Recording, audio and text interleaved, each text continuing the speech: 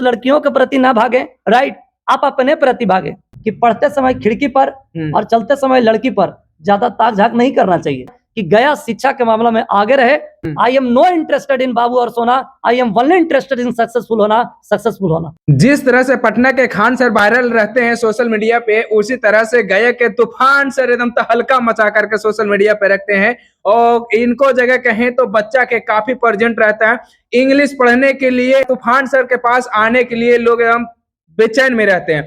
तो चलिए मैं जानता हूँ कि आखिर तूफान सर ऐसा क्या चीज करते हैं, क्या जादू चलाते हैं कि बच्चों को इतना अट्रैक्टिव कर देते हैं। मेरे चैनल में आपका बहुत बहुत स्वागत है सर। सबसे पहले तो आप सभी को और साथ ही इस नजर जनता न्यूज को बहुत बहुत धन्यवाद देना चाहता हूं, क्योंकि आप इस तरह से शिक्षा वाले जो आवाज है वो लोगों के बीच में आप पहुंचा रहे हैं, इसके लिए आप सबों को बहुत बहुत धन्यवाद। सर ये बच्चे लोग जो खास करके अब यहाँ गया में है तो ज्यादातर बिहार बोर्ड का ही स्टूडेंट रहते हैं और इंग्लिश से तो काफी कोसों दूर भागते हैं, लेकिन आपके पास इतना इंटरेस्ट ही लेके बच्चा आखिर कैसे पढ़ लेता है सर? देखिए, जहां तक बात रहा कि इंग्लिश का, कोई भी लैंग्वेज पढ़ने के बावजूद थोड़ा सा ऑकवर्ड फील होता है जी। और जहां तक बात रहा इंग्लिश का, तो इंग्लिश एक ऐसा लैंग्वेज है जिसको से लोग बिहार के बच्चे बहुत दूर भागते हैं जी। इसका कारण क्या है? 9, 10, 11, 12, 9, 10 में तो अंग्रेजी एकदम नहीं पढ़ता है और वो जब सीनियर क्लास में जाता है, आई मीन जब 11th 12th में जाता है वो, तो ऐसा फील होता है उसे जैसे लगता है कि पहली बार मुझे सामना करना पड़ रहा है। तो बच्चे इंग्लिश से भागते हैं और मैं उससे कहता हूं कि तुम भागो नहीं, बल्कि इसे डट करके तुम सामना करो। दुनिया का कोई ऐसा चीज नहीं है जिसको तुम डट करके सामना करोगे और एक दिन सफल नहीं हो जाएगा। तो उस बच्चों को मैं इंटरेस्ट जगा करके किसी तरह से स्टोरी सुना करके, तो बच्चों को उसी में एनवायरमेंट में ढाल करके उस वातावरण को बना करके मैं पढ़ाता हूं, ताकि बच्चे का डिमांड क्या है उस लेवल का समझ में आए और बच्चे इस चीजों को पसंद करते हैं और अच्छा लगता है, बच्चे सपोर्ट कर रहे हैं और आगे बढ़ रहे हैं ताकि उसको बोरिंग फील नहीं हो। इसीलिए समय समय पर पढ़ाने के साथ साथ कुछ बच्चों वाली जो बात होती है वो हमेशा बताते रहते हैं। जी, जिस तरह से आप देखते होंगे कि खान सर बीच बीच में बच्चों लोगों को मोटिवेट करते हैं और थोड़ा सा एंटरटेनमेंट करा देते हैं, सेम कहें तो गया वाले तूफान सर भी एकदम वैसा ही है कि बीच बीच में एंटरटेनमेंट होते रहता है। देखिए, जहां तक बात रहा तो वो तो सही है कि हर टीचर का पढ़ाने का अलग अलग एक टीचिंग शैली होती है, अलग अलग एक रुतबा होता है, अलग अलग पहचान होती है।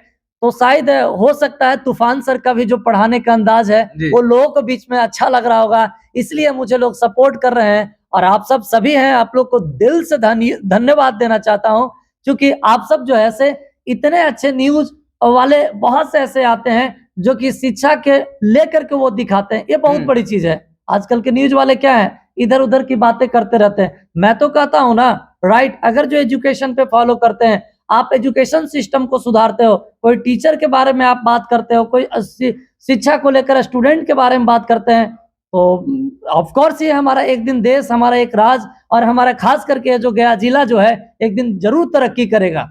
सर एक नाम से ही बहुत काफी एकदम देखने में लग रहा है सर, तूफान। जो तूफान नाम सुन के ही अगर ज्योग्राफी में देखे तो तूफान का मतलब बहुत कुछ होता है और इंस्टीट्यूट आप खोलने हैं तूफान, क्या तूफान नाम है या सिर्फ उसके तरह काम भी है?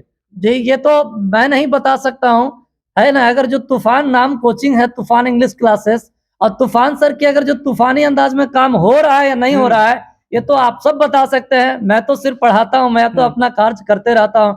ये सब आप लोग मार्केट से पता कर सकते हैं कि विशेष क्या है या नहीं है। जी, यानी विश्वास है कि जिस तरह से इंस्टीट्यूट के इन्होंने नामकरण किए हैं तूफान, कहें तो एकदम दिल लगता है कि तूफान है, उसी तरह से बच्चों लोग को भी पढ़ाते होंगे और यहाँ से पढ़ के अच्छा सा मंजिल हासिल भी किए होंगे। सर आप यहाँ पे जो इंग्लिश पढ़ाते हैं कौन से लेवल की पढ़ाई देते हैं? देखिए, एक्चुअली जहां तक बात रहा तूफान इंग्लिश क्लासेस में, तो यहाँ 11th 12th और कॉम्पिटेटिव इंग्लिश की क्लासेस होती हैं। कॉम्पिटेटिव इंग्लिश की बात करें तो एसएससी सीजीएल हो गया, सीएचएसएल हो गया, एमटीएस हो गया, स्टेनो हो गया, इस तरह की एग्जामिनेशन की तैयारी करवाया जाता है। तो मैं चाहूंगा कि थोड़ा सा बोर्ड पे दिखाइएगा, उस तरफ दिखाइए। 11 12 SSC CGL CHSL MTS steno, यानी हर तरह के यहाँ पे इंग्लिश अवेलेबल है। जी, इंग्लिश को लेकर के यहाँ काफी बच्चे जो है इंटरेस्टेड है और बहुत से बच्चे पढ़ते हैं और मैं तो उनको एक ही चीज कहना चाहता हूँ कि देखो, कामयाबी एक दिन में नहीं मिलती है, लेकिन एक दिन जरूर मिलती है। इसीलिए कोई बात नहीं है, you don't know about English, नहीं जानते हो, आज से तुम शुरुआत करो।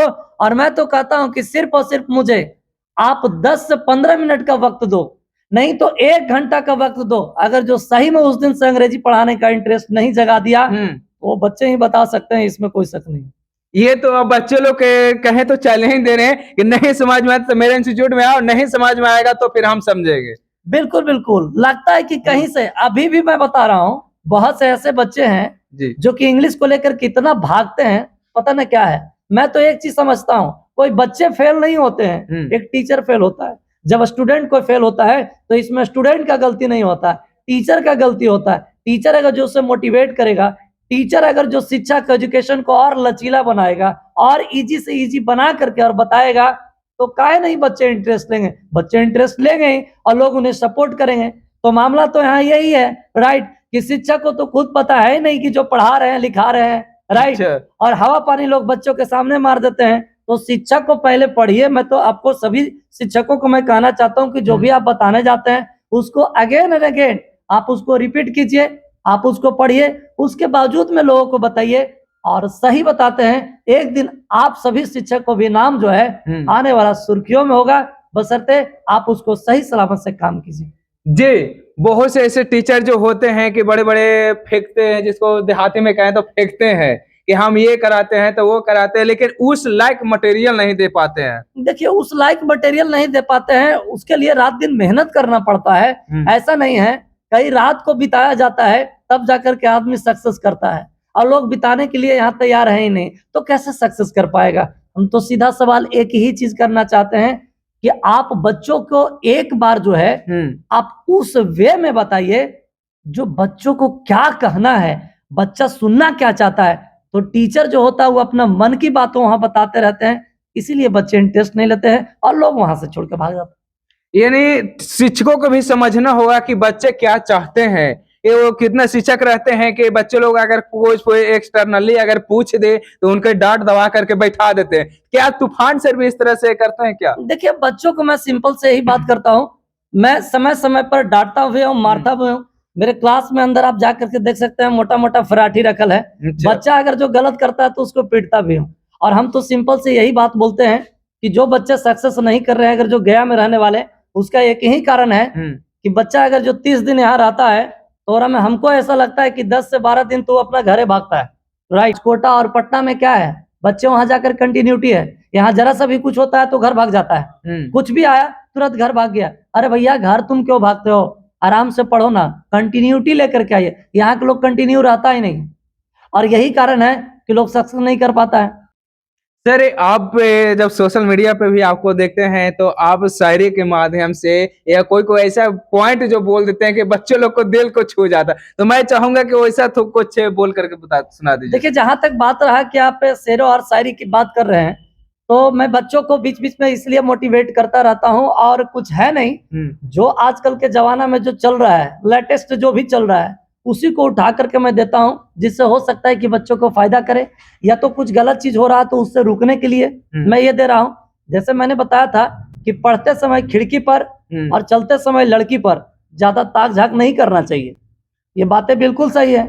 अगर जो आप पढ़ते समय इधर उधर की बातें करेंगे तो आप फेल हो सकते हैं, और चलते समय आप जिधर इधर उधर ताक झाक करिएगा तो यू में भी एक्सीडेंट हो सकता है, एक्सीडेंट हो सकता है। तो इस बात को थोड़ा सा समझना चाहिए। तो ये सब बहुत सारी चीजें हैं। एक वीडियो लगभग 18 से प्लस मिलियन गया था व्यूज, ये सुनो, और वो इतना दुलार प्यार दिया। क्या बोले थे उस? मैंने बोला था पढ़ते समय बोर्ड पर और चलते समय रोड पर हमेशा ध्यान देनी चाहिए। पास में बहुत से ऐसे विद्यार्थी आते हैं जिसके पास पैसा नहीं रहता पढ़ने के लिए, उसको भी मैं फ्री ऑफ कॉस्ट पढ़ाता हूँ। किसी का मम्मी या पापा नहीं है, राइट, उसको भी फ्री ऑफ कॉस्ट पढ़ाता हूँ।